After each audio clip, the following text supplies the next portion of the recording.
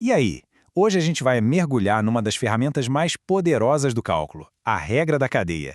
Ela é basicamente a chave mestra para a gente conseguir derivar uma função que está, assim, escondida dentro de outra. Bora desvendar isso?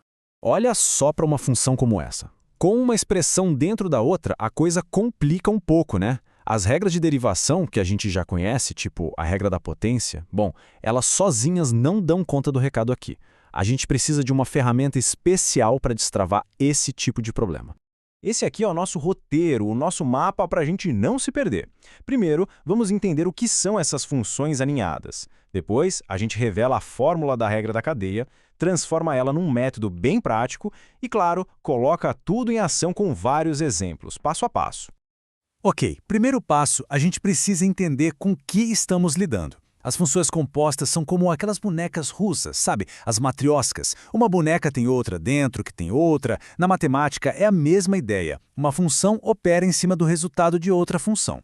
Bom, o nome técnico para isso é função composta. E é exatamente para resolver esse tipo de estrutura que a regra da cadeia foi inventada. O negócio todo é saber lidar com essas camadas de operações matemáticas. Olha a diferença. É como passar de uma engrenagem simples para um mecanismo bem mais complexo. No caso de x² mais 1 elevado a 50, a gente tem uma função de dentro, que é o x³ mais 1, e uma função de fora, que é pegar tudo isso e elevar a 50ª potência. Sacar quais são essas partes é o primeiríssimo passo. Tá, mas e aí, como é que a gente resolve isso? Vamos para a solução. A regra da cadeia dá para a gente a fórmula exata para derivar essas funções, um elo da corrente de cada vez.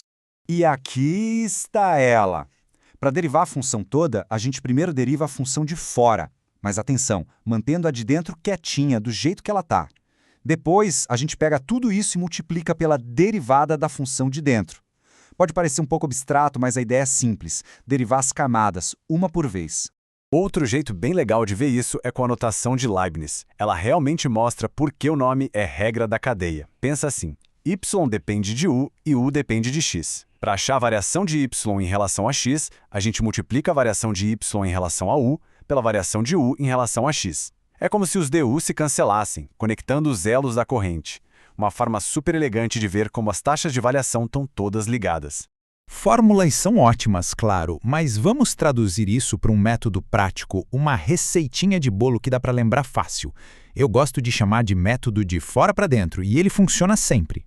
A receita é essa, e não tem erro. Primeiro, a gente identifica quem é a função de fora e quem é de dentro. O passo 3 é o pulo do gato. Deriva a de fora, mas sem mexer na de dentro. Deixa ela lá. Depois, a gente deriva a função de dentro, separadamente. E por último, é só multiplicar os dois resultados. É um processo metódico que sempre leva a gente para a resposta certa. Ok, chega de teoria, né? A melhor forma de aprender é botando a mão na massa. Então, vamos pegar o nosso método de fora para dentro e testar em alguns exemplos práticos. Nosso primeiro desafio, f de x é igual a e elevado a 5x. Esse exemplo é perfeito para começar porque as camadas, a de dentro e a de fora, são bem fáceis de ver. Vamos separar as coisas aqui. A função de fora é e elevado a alguma coisa, ou seja, e elevado a u. E a derivada de e elevado a u é ela mesma, e elevado a u. Fácil. A função de dentro é o 5x, e a derivada de 5x é 5. Simples assim. Agora é só montar o quebra-cabeça. A gente multiplica a derivada da função de fora, que é e elevado a 5x, pela derivada da de dentro, que é 5. E o resultado final está aí, 5 elevado a 5x. Perfeito. Beleza. Agora vamos voltar para aquele problema que começou tudo. f de x igual a x³ mais 1 elevado a 50. A gente vai aplicar exatamente a mesma lógica sem tirar nem pôr. Seguindo a nossa receita, a função de fora é alguma coisa elevado a 50. Pela regra da potência, a derivada é 50 vezes essa alguma coisa elevada a 49. A função de dentro é x³ mais 1, e a derivada dela é 3x². E agora, o grão finale, a multiplicação. A derivada da externa era 50u49. Trocando u de volta pela função interna, a gente tem 50 vezes x³ mais 1 elevado a 49. Agora a gente multiplica isso pela derivada da interna, que é 3x². Simplificando os termos, chegamos em 150x² vezes x³ mais 1 elevado a 49. O mais legal da regra da cadeia é que ela é super versátil. Funciona com potências, com funções exponenciais e, como a gente vai ver agora, com funções trigonométricas também. Dá uma olhada nessa função, cosseno de 2x² mais 1. De novo, a gente consegue ver as camadas. Uma camada de fora, a função cosseno, e uma camada de dentro, que é o polinômio 2x² mais 1. Vamos dividir. A função de fora é cosseno de u, e a derivada dela é menos seno de u.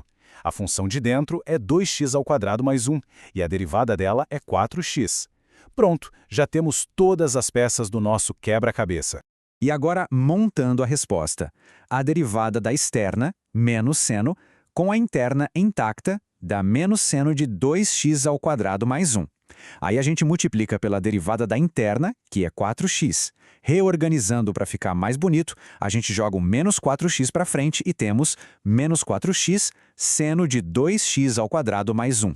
Então, para resumir, qual é a grande sacada aqui? A regra da cadeia é sobre descascar as camadas de uma função. É derivar de fora para dentro, um passo de cada vez, e ir multiplicando os resultados. É um processo, uma corrente de derivações. Isso leva a gente a uma reflexão final. A regra da cadeia nos permite analisar como a mudança numa variável afeta a outra, mesmo que passe por uma cadeia de intermediários. Pensa bem, isso vai desde entender como o crescimento de uma população depende dos recursos, que dependem do clima, até aplicações super complexas em física e engenharia. Que outras correntes de eventos do nosso mundo a gente poderia começar a modelar e entender melhor usando essa ferramenta tão poderosa?